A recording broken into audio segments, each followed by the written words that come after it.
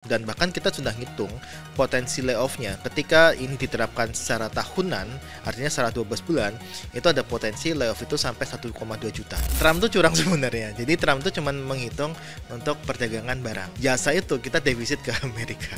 Misalkan nih ya, Jepang nih diberikan tarif yang sangat tinggi gitu kan. Jepang tuh lepas aja surat utang US tuh ke pasar, kan ambrol tuh USD-nya. Okay. Nah itu yang jadi kekuatan mereka. Nah sayangnya kita nggak ada.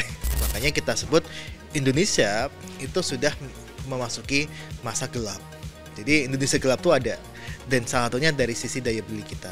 Pertumbuhan ekonomi kita jangankan 8%, 5% aja sudah sangat berat kalau sekali. Sekarang berapa gitu. tuh Mas? 4,87%. 4,87, berarti ada penurunan ya?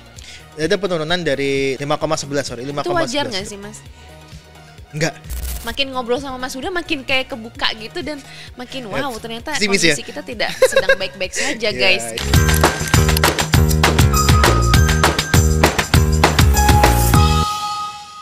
Halo sobat nggak pakai ordal, kembali lagi di episode kali ini. Kalau kali ini rasanya pengen banget ya cepet-cepet ngobrol soal kenaikan tarif import 32% yang sudah dikenakan oleh Amerika Serikat oleh Donald Trump langsung ke Indonesia. Nah sebenarnya seperti apa sih dampaknya untuk ekonomi di Indonesia dan untuk kita anak-anak muda ini rasanya seperti apa dampaknya ke anak-anak muda? Kita akan bahas lebih jelas, lebih mendalam dengan seorang direktur ekonom dari ekonomi digital dari Selios, yaitu ada Kak Nailul Huda. Kita panggil Mas Huda ya. Iya, Mbak. Terima kasih sudah datang ke Medcom. Sama-sama. Mas Huda, ini tuh Trump ini agak labil atau gimana ya? Sekarang naikin tetapin 32% kenaikan tarif importnya. Nah, sebenarnya kalau untuk anak-anak muda nih, mungkin bisa dijelasin ke anak-anak muda seperti kayak kita anak kuliahan semester 1 gitu ya. Dampaknya apa sih untuk Indonesia? Iya, pertama seperti Mbak, kita tarik mundur dulu ya, bahwa ini kan kampanye Trump ketika tahun kemarin 2024 itu kan sudah jelas ya, bahwa Trump ini ingin Amerika itu greatest again. Jadi ingin menunjukkan bahwa Amerika ini besar loh. Who is the boss right now gitu kan. Nah, kita melihatnya seperti itu. Terus kemudian dalam beberapa kampanye itu juga sangat jelas Trump itu menyampaikan bahwa American first. Artinya segala kebijakannya itu didasarkan pada kepentingan Amerika, bukan kepentingan negara lain. Makanya itu American first seperti itu. Nah, inilah yang menyebabkan di April ya, awal April itu Trump April Mop gitu. April itu Trump itu saat kita masih libur lebaran, mungkin sana nggak lebaran ya. Iya, saat kita libur lebaran gitu kan. Trump ini menyatakan bahwa akan mengenakan tarif resiprokal untuk beberapa negara termasuk ke Indonesia. Pada saat itu Indonesia sudah ditetapkan 32%. Ya. Nah, 32% tuh. Nah, ini kan artinya barang-barang yang diekspor Indonesia dan masuk ke US itu lebih mahal. Nah, lebih mahal dan memang ketika lebih mahal akan menurunkan permintaan. Permintaan masyarakat AS itu akan turun. Masyarakat AS, industri AS itu akan turun. Nah, dampaknya apa sih kepada Indonesia, ya kan? Ketika permintaan di sana turun, ya otomatis sebenarnya produksi di dalam negeri juga akan berkurang dong, akan berkurang. Terus kemudian perusahaan ketika produksinya berkurang, gak ada permintaan, ya pada akhirnya akan lari ujung-ujungnya ke PHK, layoff karyawan. Dan ini kita memang sudah, ya bisa kita bilang sudah kita khawatirkan dan kita sudah tunjukkan ke pemerintah bahwa dampaknya ini loh sampai ke layoff, dan bahkan kita sudah ngitung potensi layoff-nya ketika ini diterapkan secara tahunan, artinya secara 12 bulan, itu ada potensi layoff itu sampai 1,2 juta per tahun ya? Iya, dampak dari Trump aja. Tapi itu dampak jangka panjang berarti. Jangka panjang. Bisa jadi belum kita rasakan sekarang. Belum kita rasakan. Karena kan pasti permintaan itu kan akan menurun bertahap. Mungkin masih ada permintaan sampai sekarang. Mungkin kalau kita lihat mungkin kan ini kan mau diterapkan Agustus ya. Agustus, September pasti ada permintaan yang cukup tinggi. Tapi lama-kelamaan Oktober dan sebagainya pasti akan turun. Nah, ketika permintaan akan turun, produksi dalam negeri juga akan turun. Nah, makanya ini kalau kita lihat secara 12 bulan itu dampaknya bisa sampai 1,2 juta. Dan itu berbahaya sebenarnya. Wow. Bagi siapa? Ya bagi anak-anak muda yang memang tengah cari pekerjaan gitu. Iya, iya, iya. Karena lapangan pekerjaan akan semakin sempit. sempit karena tingkat produksi atau permintaannya tadi juga menurun Iya. gitu ya. Berarti memang yang terkena dampaknya langsung adalah pekerja industri. Pekerjaan industri akan langsung terdampak. Nah, bagi anak-anak muda nih misalkan. Nah, anak-anak muda ini kan juga pasti ada yang buka kafe, rumah iya. makan dan sebagainya. Ketika ini kan pekerja industri itu kan turun dan sebagainya, yang mereka biasanya nongkrong di kafe dan sebagainya, itu Iya. nggak akan nongkrong lagi. Nah, makanya itu akan mengaruhi semua elemen ekonomi di kita, baik itu Oke. pekerja langsungnya, pekerja industrinya, dan juga sektor turunannya. Ini pasti akan terkena juga. Nah, Oke. itulah yang kita sebut multiplier effect-nya, itu sampai ke sana.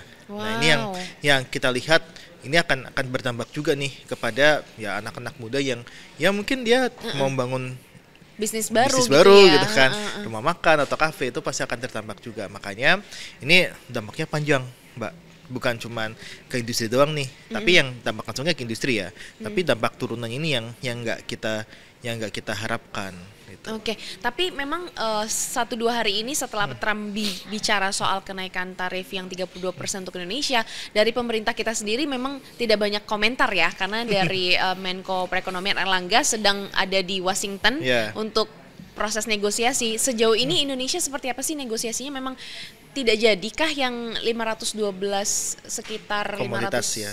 512 triliun rupiah itu? Ya, yang impor komoditas Iya, itu kan. impor komoditas. Ya, ini menarik nih karena gini, Indonesia ini kan tengah bernegosiasi bahwa memang pada saat April kemudian diumumkan sama Trump, pemerintah kita sebenarnya sudah bergerak untuk apa? Untuk menawarkan komoditas apa aja yang bisa diimpor dari Amerika. Jadi kita lihat nih komoditas, oh ini bisa nih diimpor dari Amerika, misalkan kita kan sudah mengimpor kedelai kan. Nah, kita mau mengimpor tambah lagi kedelainya sekian. Kita impor BBM, Ya. bahan bakar minyak mentah itu kita juga masuk tuh. Terus kemudian beberapa pesawat itu juga mau diimpor dari Amerika, sehingga ini trade balance-nya dengan Amerika tuh kita berkurang.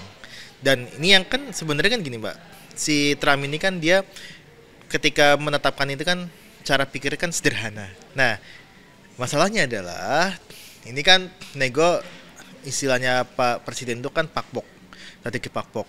Oh, Ya, oke. strategi pakpok. Dia bilang kalau you mau apa, kita ya udah kita pakpok aja. Jadi trade deficitnya 0 gitu kan. Ya, Nggak ada impor sekian, ya gue juga harus ekspor sekian gitu.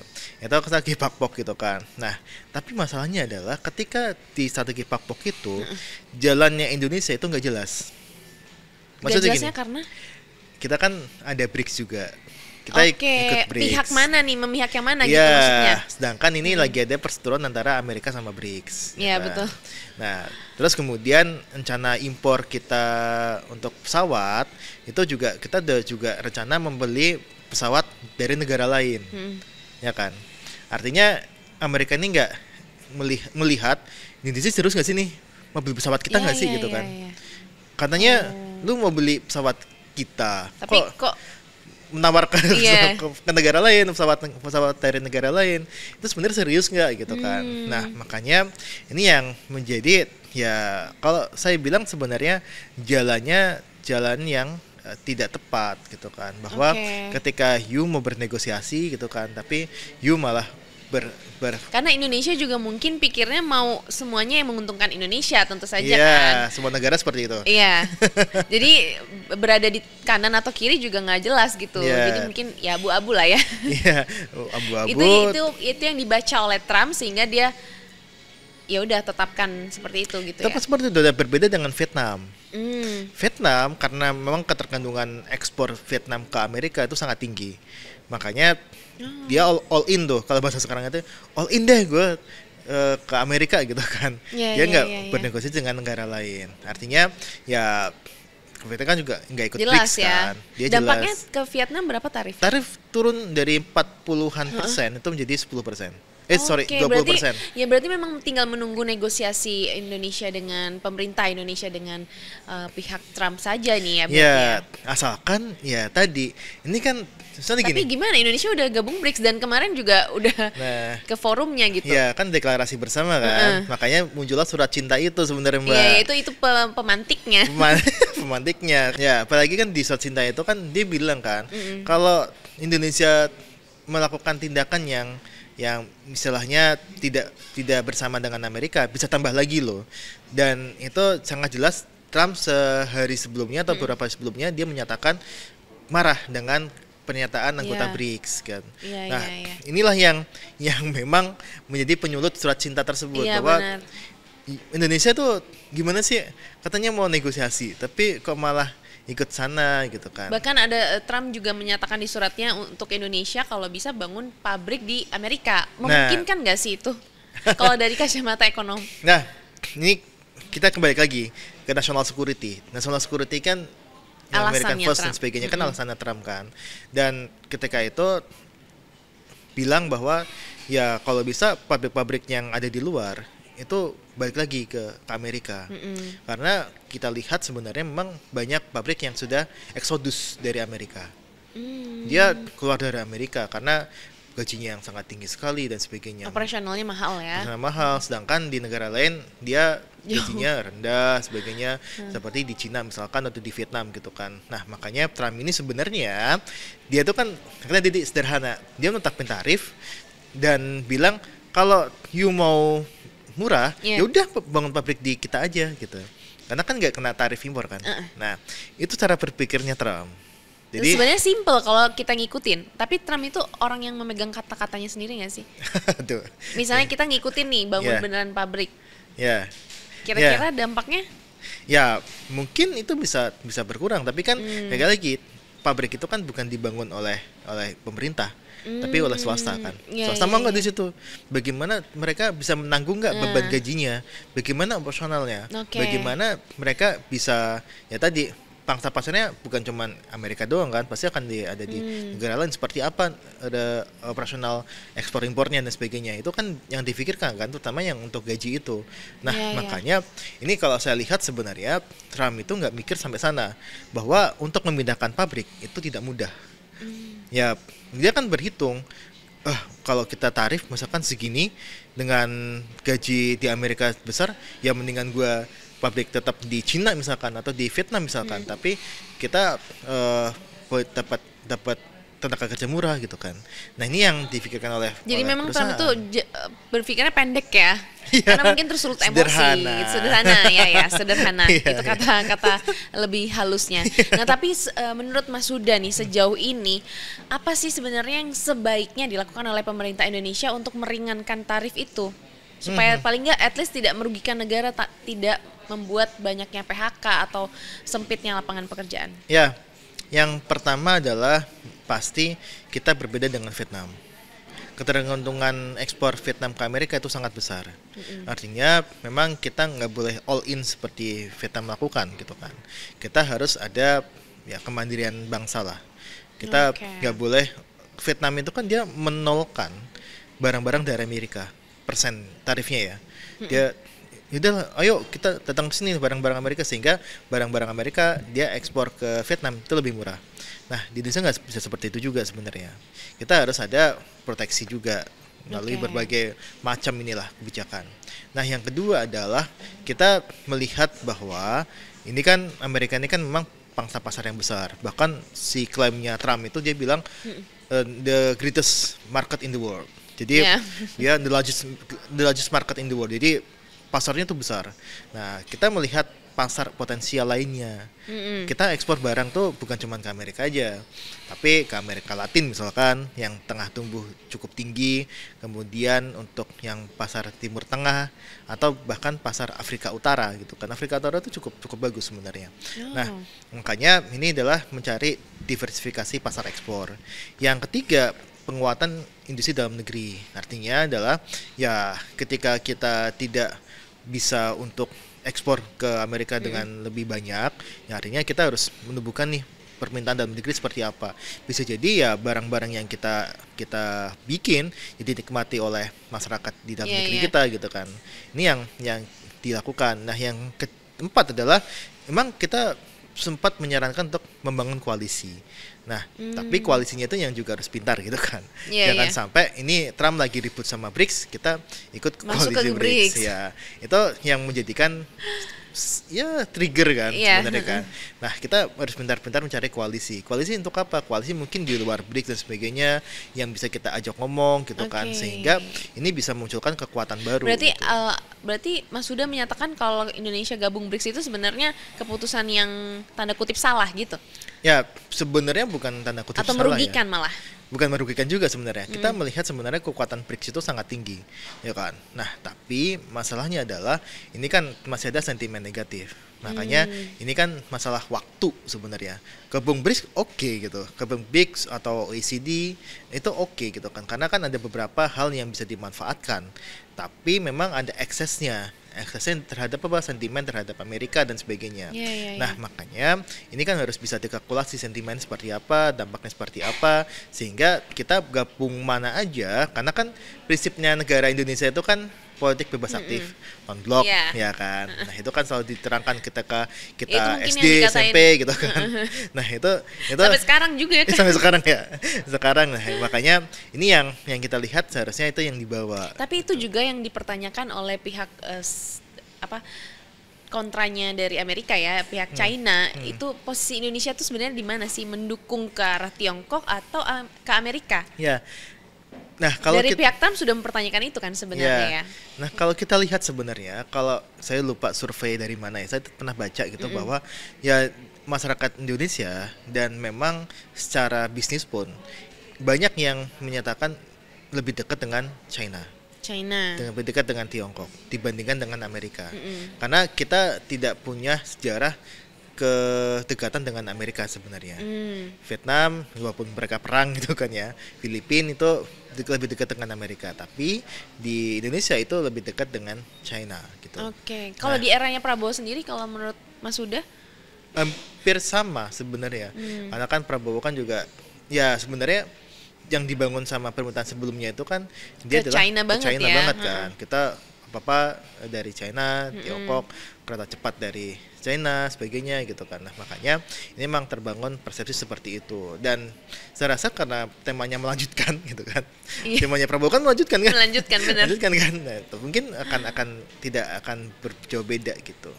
Itu harapannya ya, supaya jelas gitu ya kita posisinya di mana. Tapi sekali lagi kita ya sebaiknya memang negara non blok itu nggak terlalu memihak, tapi dengan bergabungnya di BRICS sudah ketahuan dong berarti. Iya, benar.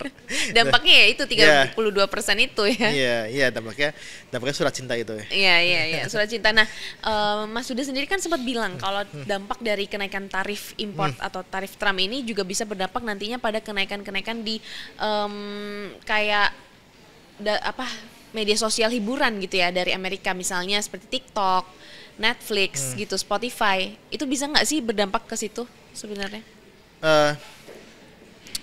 Sebenarnya kan kalau itu kan jasa ya.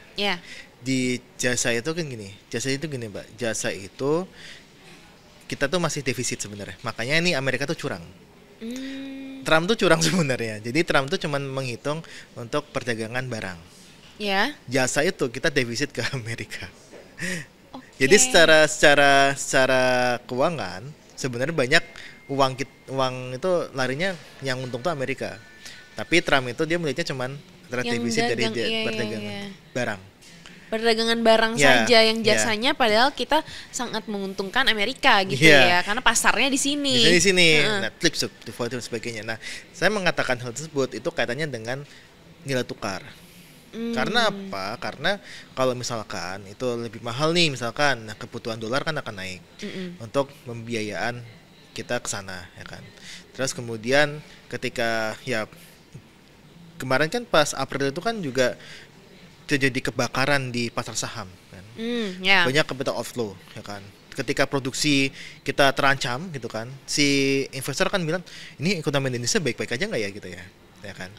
Banyak capital outflow ke sana. Capital outflow yang kemudian permintaan US itu akan tinggi. Permintaan dolar itu akan tinggi. Nah, ketika permintaan dolar tinggi, rupiah terpuruk. Nah, ketika rupiah terpuruk, ini bisa menyebabkan harga layanan yang dia basisnya adalah USD, dia akan naik. Dia akan naik karena nilai tukar kan. Nah, disitulah yang memang kalau kita lihat kayak kita langganan ChatGPT misalkan, ChatGPT itu masih pakai US, pakai dolar ya. Tapi kita memang ketika ketika nilai tukar kita melemah, impor yang kita impor, barang-barang yang kita impor itu akan lebih mahal. Itu logika sederhananya kan, kalau kita impor kan pakainya dolar kan. Kalau dolarnya itu naik, otomatis harganya akan naik gitu kan. Itu yang menyebabkan kita akan lebih mahal. Ya pokoknya Trump curang lah ya, dia nggak ngeliatin jasanya nih ya. Iya, itulah makanya itu kayak Trump ini ya itu tadi sederhana sekali ya. Oke, dan itu pemantiknya adalah sebenarnya karena posisi Indonesia sendiri gitu. Iya, ya kemarin pemantik dari surat itu sebenarnya. Sebenarnya Indonesia ini masih punya senjata rahasia nggak sih yang nantinya bisa ditunjukin di akhir-akhir pengambilan keputusan gitu? Kalau menurut pandangannya Mas Huda? Sebenarnya kalau kita lihat kalau senjata rahasia, tentu karena mungkin namanya rahasia kita nggak tahu ya. Iya. Tapi bisa jadi punya kartu-kartu yang nanti dikeluarin di tahap-tahap terakhir gitu. Kartu yang kalau menurut saya itu bisa digunakan adalah negosiasinya soal sawit. Ya kan. Sawit itu kan juga kita banyak ekspor ke sana kan, dan kita sebagai negara produsen sawit terbesar. Ya kan. Nah, pasti ketika dia butuh sawit dengan terus kemudian harganya mahal, ya akan merugikan sana juga kan, backfire terhadap perusahaan yang dia membutuhkan sawit itu. Pasti akan lebih mahal, minyak akan lebih mahal dan sebagainya. Minyak yang berbasiskan sawit ya, itu pasti akan lebih mahal. Nah, makanya negosiasi ini dia harus juga berdasarkan komoditas. Nah, kemudian ya tadi sebenarnya pemerintah ini harus jago juga untuk melihat data dari transaksi jasanya. Transaksi jasa di Indonesia dengan Amerika itu kita masih negatif, artinya defisit kita secara neraca jasa ya, itu masih defisit. Kita masih banyak ya, kita kan impor juga kan film-film Amerika, terus kemudian Spotify dan sebagainya, itu kan impor dari sana gitu. Nah, mungkin kalau pemerintah berani itu menetapkan tarif juga gitu kan, tapi Trump di suratnya juga udah bilang kalau you mau menetapkan tarif kita naikin lagi nih gitu. Iya, udah ada ancaman ya jatuhnya. Iya, udah ada ancaman gitu. Jadi memang kita nggak bisa juga seperti China itu kan sama Amerika kan kita dinaikin dan China naikin sampai keras sama keras gitu. Keras sama keras kan 100% lebih kan. Nah, tapi China masalahnya dia punya kekuatan apa, US Treasury. Banyak sebenarnya surat utang US itu yang dia dipegang sama negara-negara dari Asia Timur, Jepang, Korea, Cina itu banyak juga memegang surat hutang. Makanya kalau misalkan kalau ini Jepang nih diberikan tarif yang sangat tinggi gitu kan, Jepang tuh lepas aja surat utang US tuh ke pasar, kan ambrol tuh USD-nya. Nah, itu yang jadi kekuatan mereka. Nah, sayangnya kita nggak ada. Kita nggak punya kayak gitu. Kita jadi, yang punya komoditas sawit gitu kan. Itu yang menurut saya sebenarnya senjata yang bisa itu kan adalah sawit itu. Makanya pas April itu Prabowo tuh ketemu sama Perdana Menterinya Malaysia, Ahmad Ibrahim. Salah satu pembicaraan adalah sawit itu, karena ya kita sama Malaysia itu adalah produsen terbesar. Kalau kita hentikan aja, harus kompak ya. Jadi harus bekerja sama lah, berkolaborasi dengan negara lain mungkin itu. Koalisi. Iya, berkoalisi benar-benar. Ya itu sebenarnya strategi ya. Nah, sejauh ini ngomongin soal daya beli ya masyarakat sekarang, kalau menurut pandangan Mas Huda sebagai ekonom, sebagai pengamat, gimana melihat daya beli? Iya. Dan disambungkan dengan gaya hidup anak muda zaman sekarang gitu. Iya. Nah, ini yang ini mungkin masih nyambung dengan dampak dari Trump itu ya. Karena apa? Karena kalau tadi kan sampaikan kan, ini produksinya tuh nggak bisa diekspor nih, ya kan? Otomatis harus diserap di mana, gitu. Yeah. Daya beli dalam negeri itu nggak mampu. Makanya ini yang selalu kita sampaikan, kalau mau lepas dari ketergantungan dari Amerika, harus menguatkan daya beli. Kita ya udah dari Indonesia aja lah yang beli. Nah, daya beli masyarakat aja rendah gitu kan. Salah satu contohnya aja di Lebaran.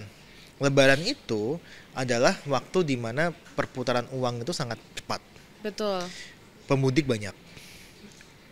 Konsumsi rumah tangga jalan lebih cepat. Tapi sayangnya adalah pada saat triwulan 1 diumumkan, kita sempat kaget juga melihat, wah, ternyata separah ini. Konsumsi rumah tangga kita separah ini turunnya. Lambatnya. Perputaran uang itu tidak sampai, mungkin berkurang sekitar 25-30% dari tahun lalu. Perputaran uang di Lebaran. Jumlah pemudik pun berkurang. Iya, dari jumlah pemudik berkurang. 200 juta jadi 130 juta. Sangat berkurang sekali. Dan kita lihat secara kasat mata pun untuk titik-titik kemacetan di sepanjang jalur mudik itu berkurang.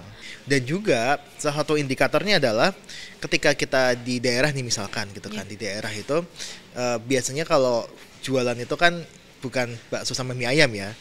Kalau bakso sama ayam hari pertama langsung jualan gitu kan. Tapi kalau jualan-jualan yang lain itu biasanya kan dia bukanya itu kan H+5, mereka liburan dulu gitu kan, sebagainya. Tapi mereka H+2, H+3 pun sudah buka.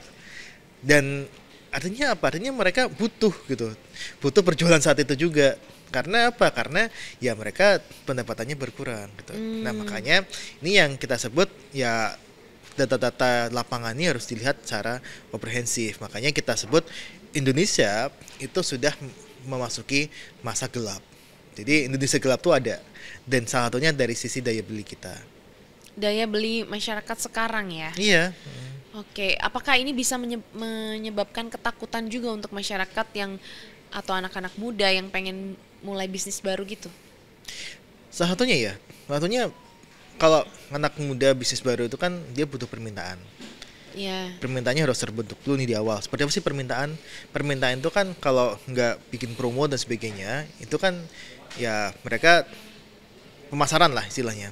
Kita udah bikin promo nih gitu, udah pemasaran nih, tapi sepi aja, itu kan artinya ada yang masalah bukan dari sisi harganya, dari sisi bagaimana cara kita menawar, tapi dari sisi demand-nya.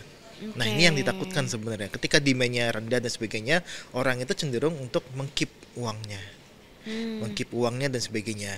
Nah, mereka takut akan kondisi masa depan seperti apa. Yang tidak pasti, ketidakpastian itu ya? Ya, ketidakpastian itu sangat tinggi. Apakah ini kondisi kayak seperti ini juga dirasakan di negara-negara lain yang setara sama Indonesia? Sebenarnya kalau kita lihat ini kan ya, kalau di negara lain misalkan Vietnam lah ya. Vietnam itu bisa tumbuh sampai hampir 8%. Itu seperti cita-cita kita kan, pertumbuhan ekonomi 8%. Ya. Itu memang kita menuliskan cita-cita bagi Vietnam. Bukan cita-cita bagi kita.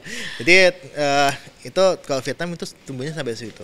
Nah, sebenarnya di negara-negara yang memang memiliki pasar domestik yang besar, itu memang ya kita bilang masih dalam era suku bunga tinggi. Ketika suku bunga tinggi, sebenarnya yang terjadi adalah ya konsumsi itu juga akan melambat sebenarnya. Orang akan ya dulu kan kita bisa kartu kredit nih dengan suku bunga rendah gitu kan. Saya suku bunganya tinggi ya, saya nggak mau lah kredit konsumtif gitu kan. Nah, makanya ini juga saya bilang sebenarnya kalau yang mengandalkan konsumsi dalam negeri itu hampir serupa sebenarnya. Karena dari ekonomi global juga kita melihat ada perlambatan.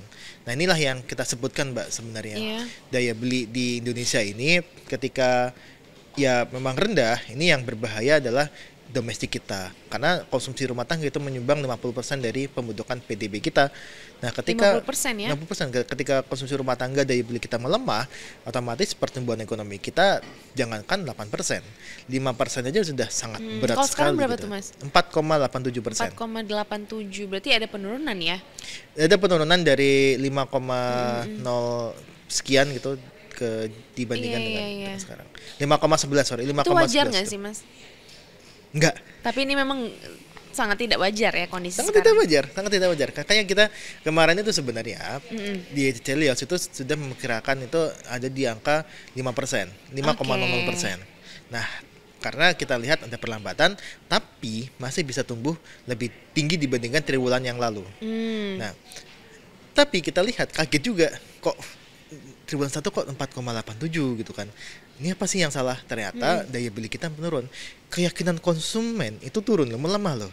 Jadi keyakinan konsumen itu Penyebabnya apa tuh? nah, Keyakinan konsumen menurun. orang itu kan tidak ada yang karena uncertainty, ketidakpastian Oh, ini. ketidakpastian Terus ini. kemudian bahkan lihat kan di triwulan akhir tahun Iya. 2024 pajak PPN mau naik nggak, Iya. naik nggak gitu kan. Yang 11% itu 11% ya. sempat jadi 12% yang pada akhirnya gongnya di malam tahun baru gitu kan. Ternyata tidak jadi. Tidak jadi gitu kan. itu akan menyebabkan masyarakat tuh kan ya saya mau konsumsi nggak ya, saya mau konsumsi Oke, nggak ya gitu. membingungkan berarti. Nah, Ya. ini yang menyebabkan masyarakat tuh nggak yakin mereka Dampaknya sampai mengkonsumsi sekarang itu. berarti. Kalau sekarang masih melemah ya, walaupun masih di level di atas 100, tapi ini memang melemah. Artinya ini dari bulan ke bulan masyarakat tuh semakin nggak yakin untuk konsumsi barang, terutama untuk barang-barang yang dia elektronik dan sebagainya. Iya, iya. Kalau barang-barang yang yang sifatnya makanan minuman itu mungkin masih cukup, tinggi masih karena cukup. memang kalau kita lihat di restoran-restoran masih Ya. masih tinggi. Ya. Kemudian banyak juga karena dampak dari adanya kebijakan pemerintah misalnya efisiensi anggaran Ya. itu, hotel-hotel jadi pada sepi juga. Itu PHK juga tuh banyak. Itu PHK juga iya, benar. Aku sempat wawancara juga pihak hotel juga merasa padahal kan mereka harus maintenance dan lain-lain gitu ya. Nah ini saya tuh pernah sampaikan di Metro juga gitu kan. Pada saat itu di program, saya lupa programnya, kontroversi kalau salah. Itu sebutkan lah di situ ada beberapa pengamat lainnya ataupun dari DPR gitu kan, menyebutkan bahwa kita ini masih terang. Kan Prabowo kan pernah bilang kan, mana nih yang gelap? Saya bangun pagi terang gitu kan. Ya terangnya karena di istana gitu kan. Iya. Coba dia tinggalnya di gubuk gitu kan masih kan gelap kan. Nah, terus kemudian kita harus, ada yang bilang kita harus yakin, kita harus bisa menyalakan lilin, kita harus bisa menyalakan obor. Satu itu saya bilang kalau gelap ada obor tapi nggak ada minyak sama aja. Minyaknya itu nggak ada. Minyaknya itu yang dari APBN. Kita lakukan efisiensi, minyaknya di cut gitu kan. Minyaknya di cut, kita mau nyalain obor di mana? Oke. Nah, itulah yang kita iya, gambarkan. masuk akal. Logikanya masuk. Yang kita gambarkan sebagai bagaimana ini stimulusnya nggak ada. Makanya ketika efisiensi, saya bilang ini ada loh sebenarnya efisiensi yang memang bisa menggerakkan ekonomi. Let's say misalkan hoteling. Hotel itu kalau 7 hari nih ya, 7 Iya. hari hotel nih ya, paling swasta itu bisa kalau 2 atau 3 hari aja. Yang dia memang mengandalkan sektor pariwisata lokal, saya nggak pemerintah ya. Tapi yang lainnya itu bergantung sekali dengan kegiatan pemerintah. Kalau Iya, ini nggak iya, ada, benar, setuju. cuman 2 sampai 5. Makanya sudah banyak di hotel di daerah dia menerapkan pekerjaannya adalah pekerja harian. Oke, freelance gitu. Atau Iya. gimana harian? Mungkin ya, tapi Jadi bayarannya dipanggil harian. pada saat Saat lagi rame. rame. Iya, Astaga. gitu. Ini sangat miris sih sebenarnya ya kalau Gitu. ngomong-ngomongin ini tuh. Makin ngobrol sama Mas Huda makin kayak kebuka gitu dan makin wow ternyata pesimis kondisi ya? kita tidak sedang baik-baik saja guys gitu ya. Iya, makanya undang saya tuh pesimis bagaimana nih? Iya pesimisme ini kita memang udah generasi pesimis jatuhnya ya. Iya. Oke. Dan memang kemarin ada pertanyaan menarik dari Menaker bahwa mereka Yang disuruh pekerja ke luar negeri aja itu. itu yang PBMI, pekerja migran. Iya iya iya. Nah, ini yang kemarin dia bilang kita nggak mau membuka data PHK. Per bulan tuh kan sebenarnya kan dibuka setiap bulan tuh PHK sekian gitu. Tapi kemarin dia nggak mau buka untuk data pengangguran, data PHK Mei Juni. Dia nggak mau buka. Alasannya adalah takut pesimis gitu kan. Oh, Iya. padahal kan sebenarnya harus dianalisa begitu ya. Nah, penyebabnya apa sih? Di sektoral ini apa sih penyebabnya? Data itu sangat penting. China itu sangat mengandalkan data loh. Iya, dan menariknya adalah klaimnya Kemenaker itu kan dia sekitar 48.000 gitu kan. BPJS Ketenagakerjaan yang dia mencatat dia ada yang berhenti dari peserta BPJS Ketenagakerjaan itu sekitar 50 ribuan sekian. Oke. Ya, jadi Artinya perbedaan data itu kan sangat ada kan dari Kemenaker sama BPJS Ketenagakerjaan, dan saya rasa lebih valid yang BPJS Ketenagakerjaan karena kan BPJS Ketenagakerjaan kan dia yang menghitung siapa yang keluar nih, Bener. siapa yang keluar bulan ini dan sebagainya kan. 50. Dia keluar berarti kan dia cairkan kan dana itu. Iya, Heeh, dia heeh. kesehatan kan pasti tahu kan datanya kan. Nah itu yang mereka pun juga masih berdebat di situ. Dan si Menakar juga bilang kita udah ada datanya dari BPJS Ketenagakerjaan, Iya, tapi iya. nggak mau kita ungkap karena takut pesimis nih orang-orang gitu. Astaga. Dengan cara seperti itu kita juga pesimis juga gitu. Berarti kan hasilnya negatif gitu kan Negatif, maksudnya. negatif, dan ini sangat Aduh. ya mungkin presiden kita nggak suka dengan hal-hal yang negatif gitu kan. Oke, jadi dijauhkan gitu ya. Dijauhkan. Tapi sebenarnya hal-hal detail ya walaupun negatif gitu, Dan itu perlu, harus harusnya diflorkan perlu. kepada masyarakat gitu Iya. biar ini loh kondisinya seperti ini. Ayo kita bersama-sama untuk bangun gitu nggak sih? Contohnya aja lah APBN kita yang selalu diumumkan sama Sri Mulyani tiap bulan gitu ya. Iya, tiap bulan dia Itu juga preskon. lambat. Kita nggak bisa melihat di bulan Januari, Februari gitu kan. Itu tuh nggak bisa kita lihat secara real time gitu kan. Ini berapa ya? Padahal kita perlu analisis untuk mengukur bagaimana sih dampaknya. Oh, sebagai Cortex. sebagai ekonom juga susah untuk melihat itu. Iya susah. Susah Kita nggak diakses. nggak ada datanya, nggak diumumkan. Oke. Di awal-awal tahun tuh nggak diumumkan APBN Tapi kita. kalau di pemerintahan sebelumnya, Diumumkan. oh. Tiap tahun diumumkan. Nah kita curiga pada saat itu Januari Februari penerimaan kita jeblok nih gitu. Makanya nggak Oke, diumumkan. makanya tidak diumumkan. Kan ada masalah Cortex gitu kan. Iya, masalah Cortex sampai Iya, sekarang nggak jalan ya. jalan kan. Cortex dan sebagainya gitu kan. Itu kita udah asumsi jeblok nih pasti gitu kan. Nah tapi yang jelas adalah ya memang dari sisi warga itu kan kita ada undang-undang keterbukaan informasi publik KIP ya kan, artinya informasi publik ini kan harus ada semuanya ya kan, termasuk Iya. juga tentang informasi bagaimana kondisi tenaga kerja kita. Ketika itu ada data yang memang bersifatnya publik, kenapa nggak disampaikan? Nah inilah yang sebenarnya yang kita dorong, bahwa pemerintahan yang dia bersih, pemerintahan yang dia bebas dari kepentingan politik, itu adalah pemerintahan yang transparan, pemerintahan yang transparan. Ketika pemerintahan itu nggak transparan, artinya ada ketidakbersihan di situ, ada kepentingan politik yang di situ. Dan itu untuk kepentingan rakyat. Untuk tentu kepentingan saja ya. masyarakat luas, bahwa masyarakat kita juga ini harus bisa disadarkan, Ya, dan harus diedukasi lah terkait dengan keadaan ekonomi sekarang ini. Banyak yang nggak ngerti mungkin ya Mas Iya, ya. iya, Jadi termasuk- gampang dibodohi, gampang ditutup-tutupi Iya. gitu. Termasuk juga pada saat kita campaign mengenai kerugian konsumsi akibat pertamax oplosan. Pertamax oplosan. Pada saat itu memang masyarakat nggak ngeh kalau ini yang terjadi itu adalah ya kerugian negara.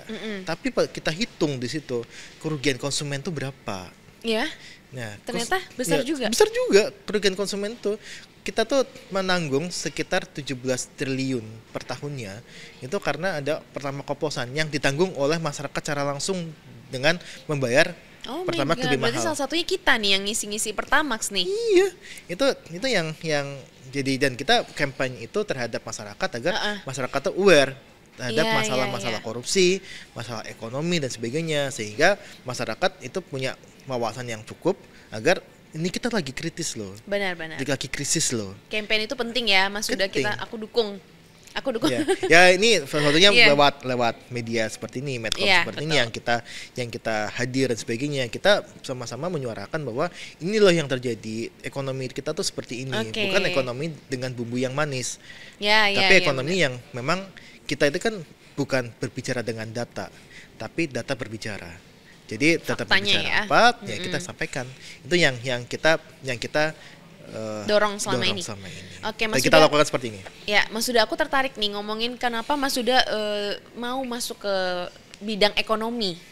Dan pernah nggak sih dapat di underestimate gitu sama sesamanya atau sama senior gitu mungkin?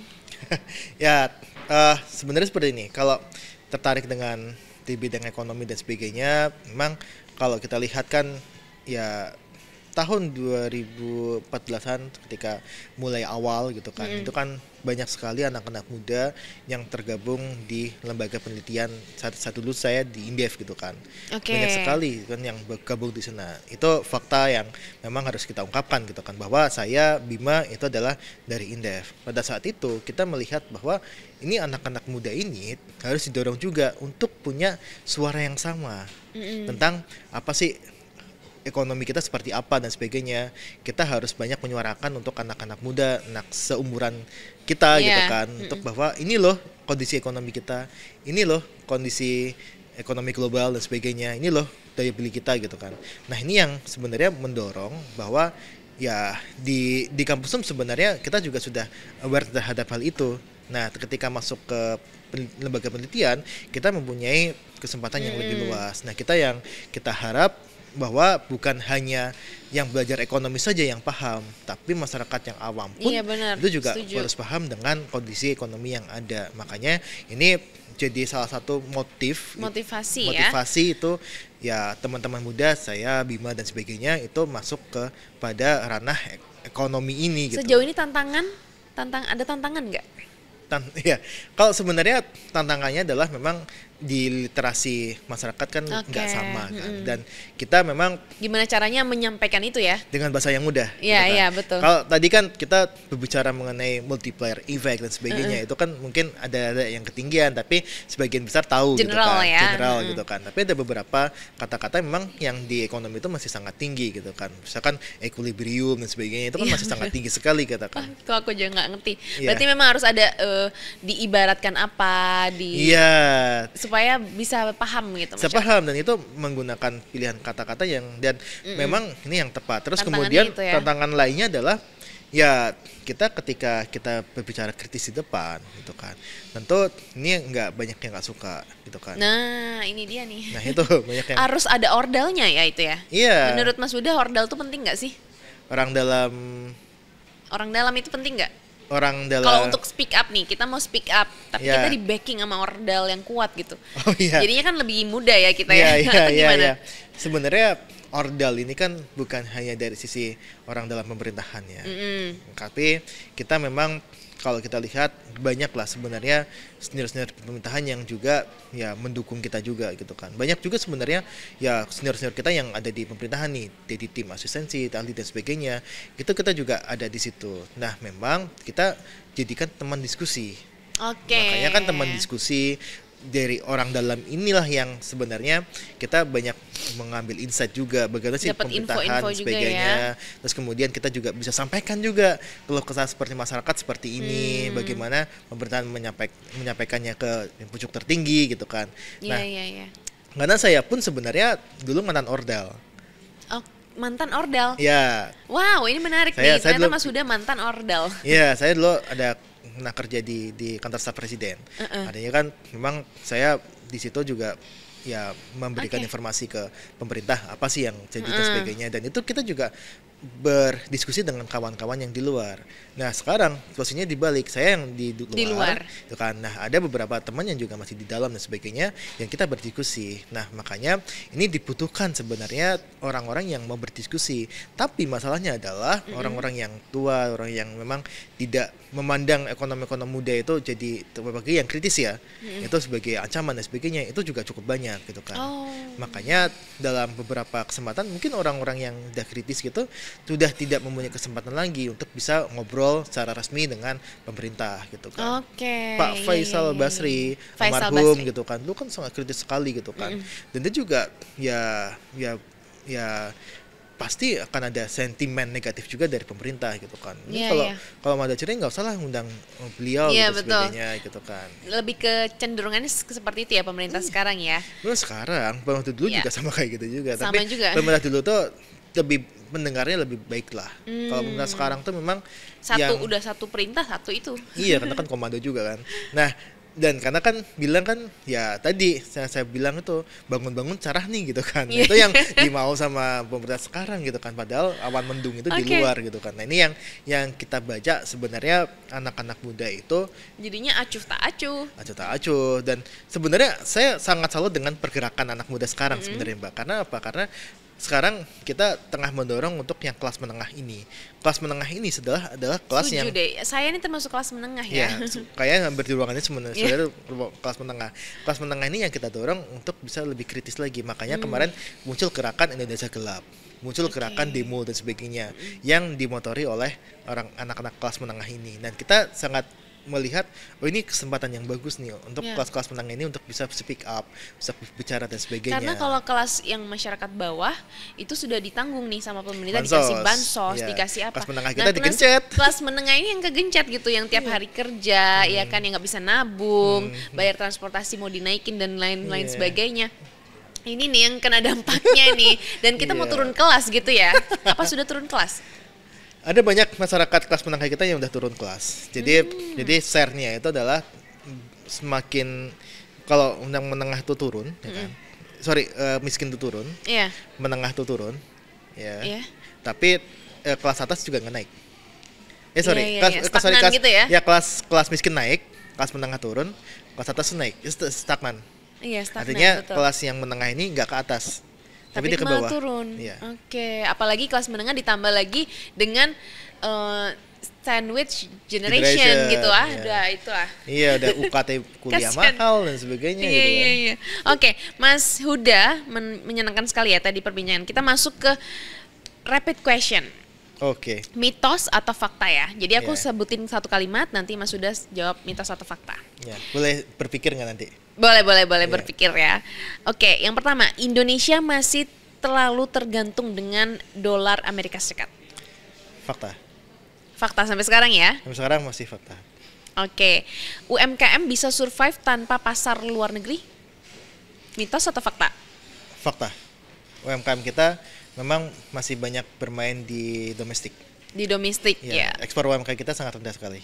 Oke, dan itu tapi masih bisa optimis atau Di daya belinya melemah. nggak bisa ya berarti ya? Pesimis ya. Oke, tarif tinggi Amerika Serikat bisa bikin ekonomi Indonesia ambruk? Fakta. Fakta. Nah ini yang harus diwaspadai ya. Ini kita benar-benar berserah pada pemerintah berarti ya. Ya. Ah, Oke, semua anak muda harus ngerti ekonomi. fakta. Kalau harus ya. Ya. Ya, fakta. Ngerti Harus ekonomi dan ya. perlu dong. Ya, ya. Harus dan Fakta perlu karena fakta. kita sehari-hari ya, Ya, ekonomi, itu dekat sama kehidupan kita sehari-hari. Bener. Bahkan kita memilih barang pun itu kegiatan ekonomi. pertimbangan ekonomi ya benar. Oke. Nah, oke, sudah selesai mitos atau faktanya, dan ada pesan nggak sih untuk anak-anak muda yang ikut mikirin masa depan ekonomi Indonesia? Harusnya mereka tuh bertindak seperti apa sih? Ya, Bersuara seperti apa nih gitu? yang pertama adalah anak-anak muda ini harus melihat fakta yang di lapangan. Bahwa ketika kita bangunlah anak-anak muda ini yang kritis, ya kan, bahwa ini ada permasalahan, terus kemudian kita suarakan dengan apa yang kita lihat, kita dapatkan data dan semua informasi di lapangan. Terus kemudian kalau kita lihat sebenarnya, ayolah anak-anak muda yang masih mampu untuk berkonsumsi, saya harapkan konsumsilah, gitu. Karena dengan kita mengkonsumsi barang dengan lebih banyak, itu akan menggerakkan perekonomian. Ya, itu yang bisa dilakukan oleh anak-anak muda zaman Ya. sekarang. Tolong konsumsi produk-produk Indonesia. Bangga Ya. produk-produk Ya. Indonesia. Atau lagi nih sebenarnya kalau untuk Apa anak tuh? muda itu ya kalau ini jangan sampai terjerat pinjaman online yang ilegal. Banyak sekali karena ada keterhimpitan ekonomi itu Iya. mereka ya mengakses untuk pinjaman online yang ilegal. Terus Yang tidak kemudian- diawasi oleh OJK ya. Ya, terus kemudian juga jangan bermain judi online. Judi online ini masih bandarnya sangat banyak ya. Iya. Ini juga PR pemerintah nih. Oke, Oh, yang tadi iya. nih ada berita baru ya. Jadi Iya. PPATK menemukan adanya bansos yang ternyata salah sasaran dan penerima bansosnya itu make bansos ini untuk judi online. Itu gimana ceritanya? Iya. Aduh. Ya, karena kan memang tidak ada pengawasan untuk penggunaannya kan, dan kita pun masih ada bansos yang sifatnya cash. Iya, Dan- pakai uang Dan tunai. memang ini sangat terjadi ketika ya penerima bansosnya itu dia punya hutang. Misalkan nih, dia punya Iya, iya, hutang iya. ke apa, misalkan ke perusahaan apa gitu kan. Ke pay letter atau kemana gitu ya? Ya, itu punya utang gitu kan. Terus kemudian mereka dikasih bansos. Dia bayar utangnya dulu, ya kan. Tapi dia nggak bisa membeli kebutuhan. Iya. Kalau dia membeli kebutuhan, dia nggak bisa Dia nggak bisa utang. bayar utang. Nah, bagaimana cara menggandakan uang dengan cepat? Nah, Dengan oke. mereka itu akan berpikir pendek. mereka pasti akan menggunakan uang itu untuk digandakan melalui judi online karena too good to be true gitu ya. Iming-imingnya sangat besar iming sangat gitu. besar sekali. Itu Anda bisa memenangkan 1 juta rupiah gitu Iya. kan. Atau Bisa menangkan dapat 8 kali lipat gitu kan dari itu. Itu Aduh. iklan yang sangat-sangat masif sekali gitu kan, dan bahkan iklannya itu ada di media sosial gitu kan. Berarti emang harus disosialisasikan bahwa bantuan sosial tunai itu kegunaannya apa gitu ya untuk masyarakat ya. Pertama apa, terus kemudian memang ya pengawasannya yang masih sangat kurang. Makanya kalau kita lihat ya harusnya memang diselidiki dulu penerima rekening itu dia memang digunakan untuk judi online atau dia digunakan akunnya itu adalah dari orang lain. Ya. Itu kan bisa jadi kan dari orang ya lain. itulah lemah ya kita di pemutakhiran data ya jatuhnya ya. Pemutakhiran data. Terus kemudian ya kalau misalkan dia memang ya itu saya bilang himpitan ekonomi bawah itu cukup ini juga, walaupun sudah dikasih bansos tapi banyak juga yang dia masih terimpit hutang dan sebagainya gitu kan. Setuju. Kan kalau 600.000 nih atau 300.000 lah sebulan gitu kan, buat beli kebutuhan kecil, buat ada hutang juga, ya kan nggak cukup buat sebulan kan. Makanya mereka mau menggandakan uangnya gitu kan. Dulu kan ada Dimas Kanjeng tuh bisa tuh. Walaupun itu penipuan juga kan. Ketipu ya guys. Itu kan penipuan. Tolong yang punya saudara atau keluarga atau kenalan atau siapapun lah, tolong ya jangan ketipu diedukasi seperti ya. Ya sekarang bukan Dimas Kanjeng lagi, sekarang adalah judi online. Judi online udah ya. Dimas Kanjeng digital. Oke, terima kasih Mas sudah Sama-sama, Mbak. sharing insight dan juga pandangannya terhadap ekonomi Indonesia, dan lagi-lagi peran anak muda itu sangat penting ya sebenarnya ya. Dan terima kasih Mas Huda sudah bergabung bersama Medcom. Sampai jumpa nanti di lain kesempatan. Terima kasih juga teman-teman sudah nonton. Jangan lupa di like, share, komen, dan see you next episode. Bye-bye. Bye.